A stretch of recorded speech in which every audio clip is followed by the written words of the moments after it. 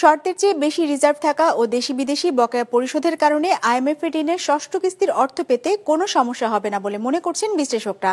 তবে বরাবরের মতো এবারও রাজস্ব আদায়ের লক্ষ্য পূরণ না হওয়া টাকার মূল্য বৃদ্ধি ঠেকাতে কেন্দ্রীয় ব্যাংকের ডলার কেনা ও ঋণ পুনঃতফসিলের নতুন সার্কুলার নিয়ে উদ্বেগ জানিয়েছেন তারা। রায়হান শোভনের রিপোর্ট।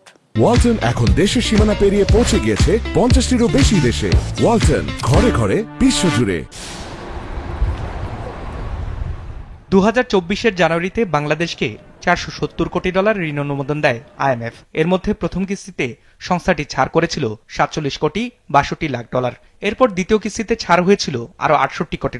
আর সবশেষ জুনে চতুর্থ আর পঞ্চম মিলিয়ে সংস্থাটি ছাড় করেছিল $133 কোটি। সেই হিসেবে এখন পর্যন্ত আইএমএফ মোট ছাড় করেছে $364 কোটি, অর্থাৎ বাকি থাকার কথা $106 কোটি। গেল জুনে আইএমএফ ঋণ কর্মসূচির মেয়াদ 6 মাস বাড়ানোর পাশাপাশি যুক্ত করেছে বাড়তি $80 কোটি। সেই হিসেবে বাকি আরও 3 কিস্তিতে বাংলাদেশকে দেওয়া হবে $186 কোটি। আইএমএফ এর ঋণ কর্মসূচির আওতায় প্রতিটি কিস্তি ছাড়ের সাথে সাথে পরবর্তী কিস্তি ছাড়ের জন্য জুড়ে দেওয়া হয় বেশ কিছু শর্ত।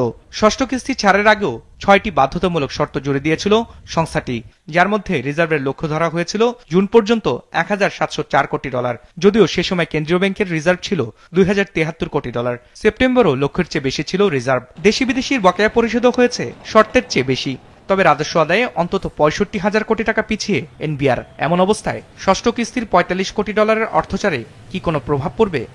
এটা প্রতিপালনের জন্য যে পদক্ষেপগুলো সরকার নিয়েছে এবং সেটা বাস্তবায়নের ক্ষেত্রে যে নীতি বা যে পরিবর্তনগুলো সাধন করেছে এগুলো কতটুকু সিরিয়াস এবং এক্ষেত্রে বাধাগুলো কি, তারা আটকে দিবে নাকি ডিলে করবে নাকি এটা অন্য কোনো ব্যবস্থা নেবে।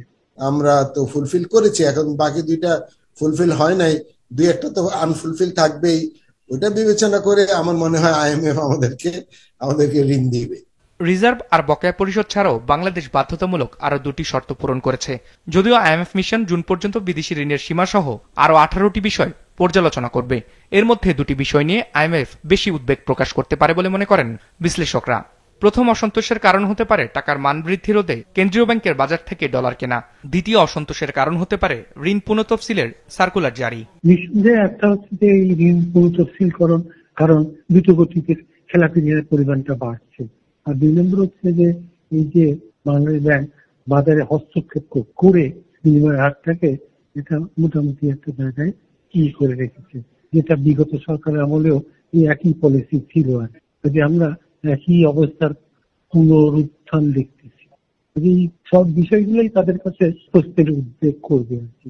আগামী 13 থেকে 17 অক্টোবর ওয়াশিংটনে আইএমএফ ও বিশ্বব্যাংকের বর্ধিত সভা শেষে 29 অক্টোবর ষষ্ঠ কিস্তির শর্ত পর্যালোচনার জন্য ঢাকায় আসবে সংস্থাটির প্রতিনিধি দল। রায়হান শোভন, বিজনেস রিপোর্ট, মাছরাঙা টেলিভিশন।